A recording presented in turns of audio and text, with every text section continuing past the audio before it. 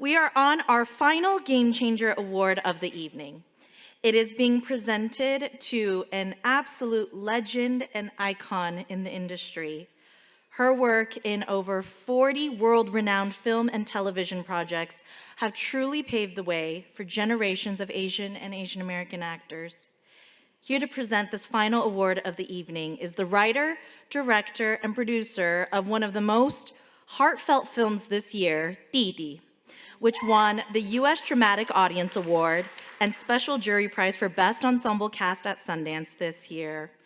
Please join me in welcoming Sean Wang. Hello, check, check. Hi, I'm also from the Bay Area, shout out. Hi everyone, I'm Sean. It's truly such an honor to get to present this award to Joan tonight. I've never presented an award in my life, so for this to be the first is even bigger honor. Joan is someone who really doesn't need an introduction. I'm sure her work has touched everyone in this room in some way, shape, or form. Her career spans decades, and it started when she was just a teenager in her first role in a movie called Little Flower, and she's gifted us with such iconic roles in movies like The Last Emperor, Saving Face, and shows like Twin Peaks, in a movie called Tiger Tail, which was the thing I saw 4 years ago that I was like, oh, maybe Joan would be incredible for our movie. And she's also, she's worked with incredible directors. She's an incredible director herself. If you haven't seen her debut feature, Show, The Sent Down Girl, it's incredible. It's also a coming-of-age movie about youth, a very different movie about youth, but a coming-of-age movie.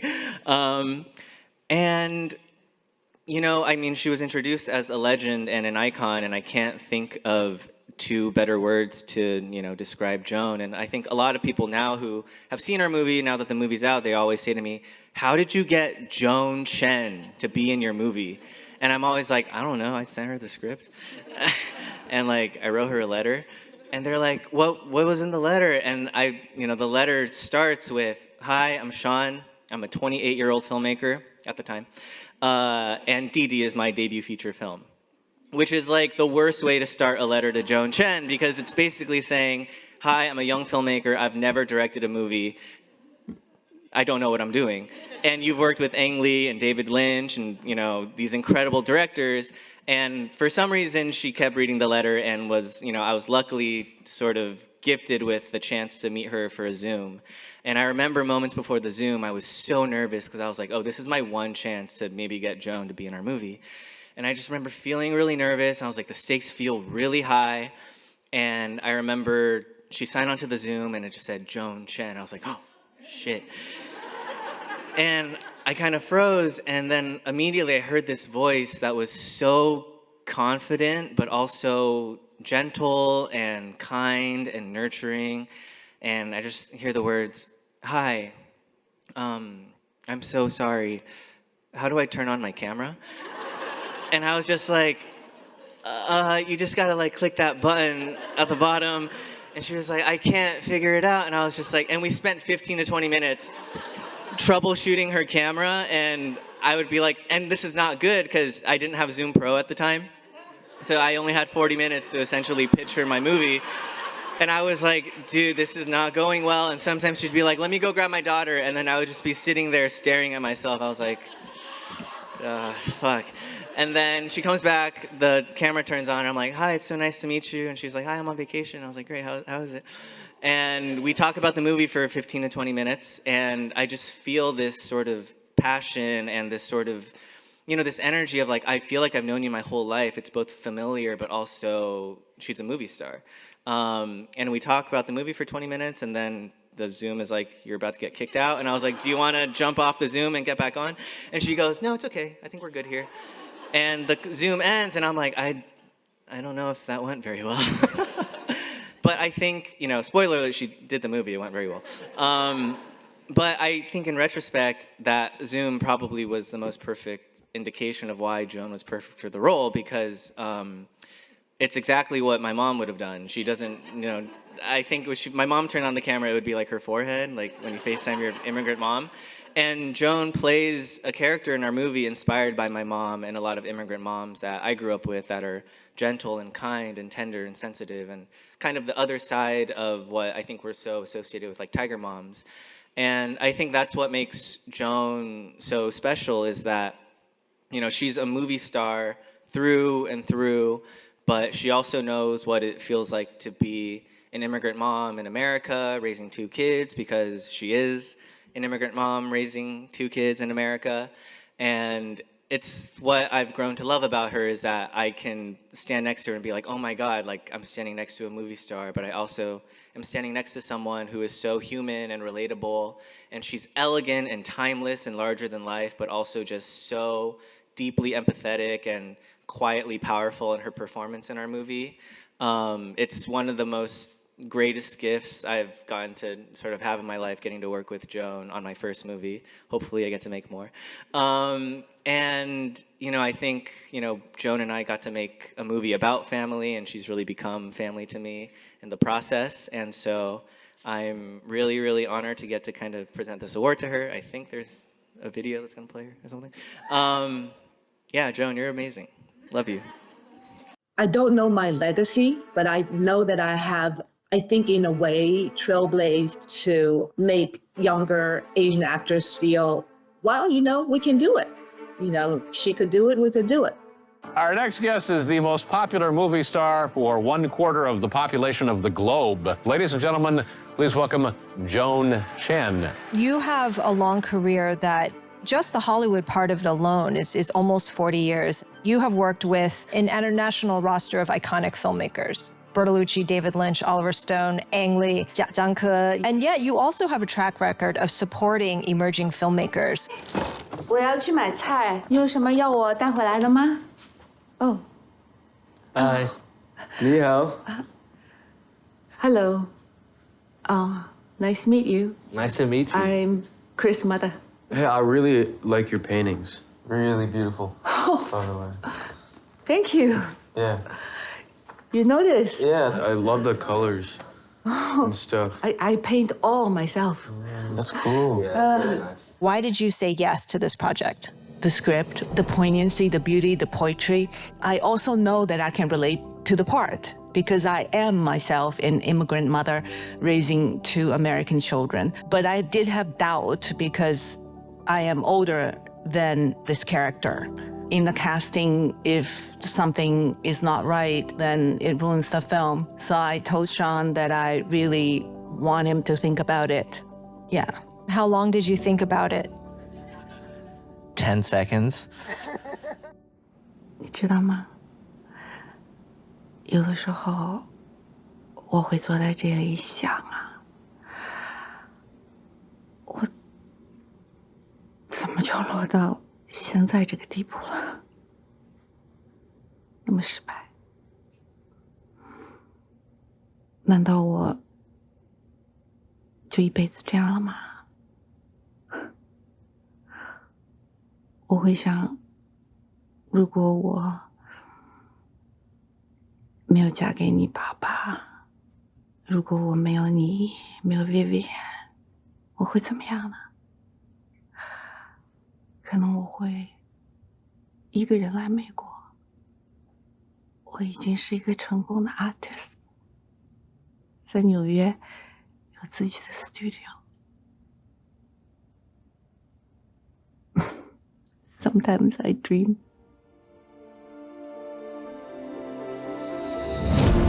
When I became older, I finally saw that I fell into my destiny.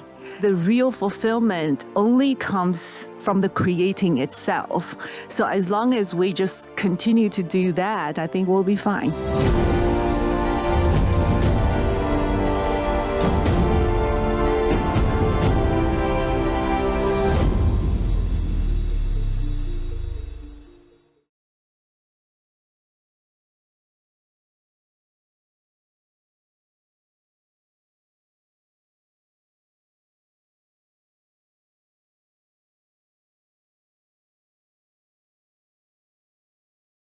Thank you, Sean. I think this is the best introduction that I've ever had, honestly.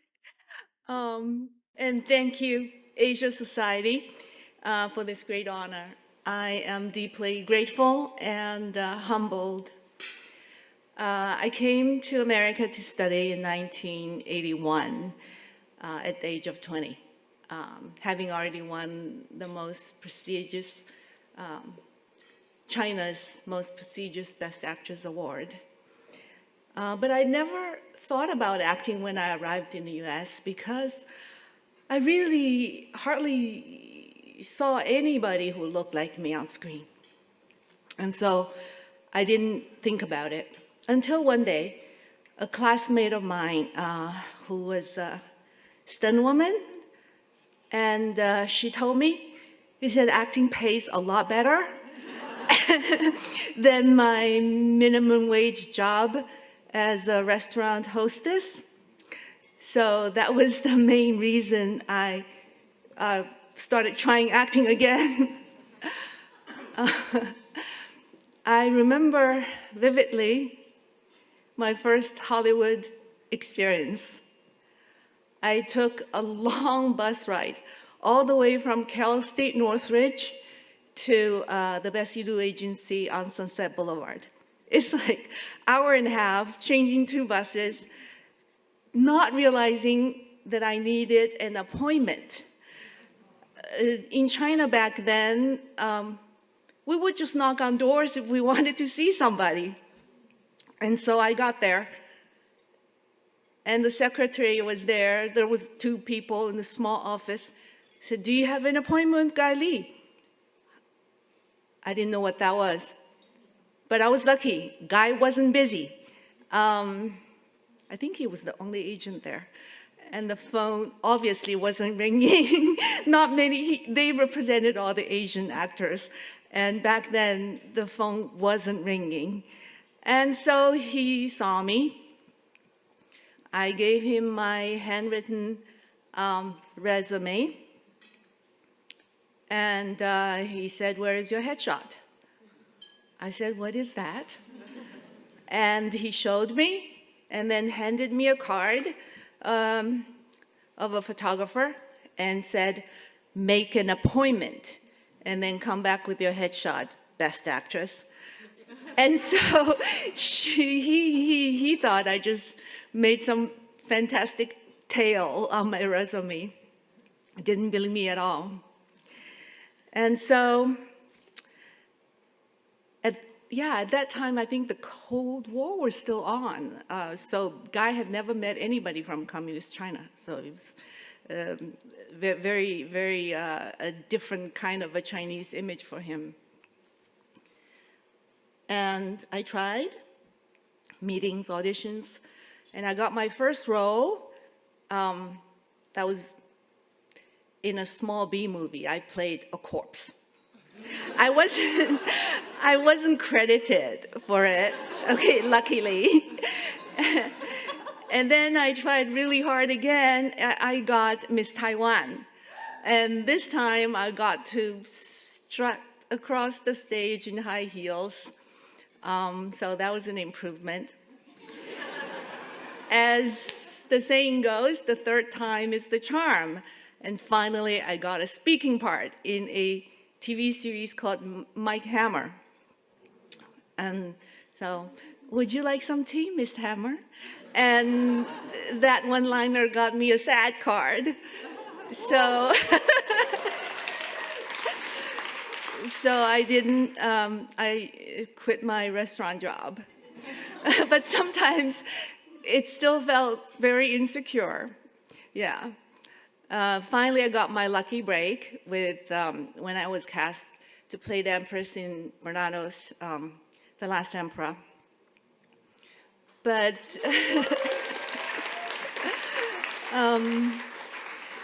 even after the film won 9 Oscars, meaningful offers for me were still very scarce. And so, I think about today, times really changed. and wonderful. It's for the better. Now 40 years later, my performance in Dìdi got a lot of recognition, so much more than I ever received than The Last Emperor. And so really, I'm happy about the time. It's been half a century since I was first pulled out of high school to act in Shanghai Film Studio. And I feel really incredibly fortunate that I'm still here, still as passionate as I was decades ago. If anything, more passionate now, realizing that my time is limited to tell all the stories that I want to share. We human beings are narrative creatures. We tell and listen to stories as a way to survive. I have a quote from author Marquez. Life is not what one lived, but one remembers, and how one remembers it in order to recount it. It is in the recounting that we live again and again, that we find meaning and redemption. In this time of conflict and division, I'm also reminded of another quote from Einstein. Politics is for the moment, and equation is for eternity. I like to think that art is also for eternity. The Chauvet cave paintings from 32,000 years ago still send us signals about who we are, our primal longings and fears, our sense of wonder that sets us apart from other animals. We, in turn, are awed by their beauty, power, and spirituality. Thank you again, Asian Society, for this award. I hope to continue telling stories worthy of your expectations.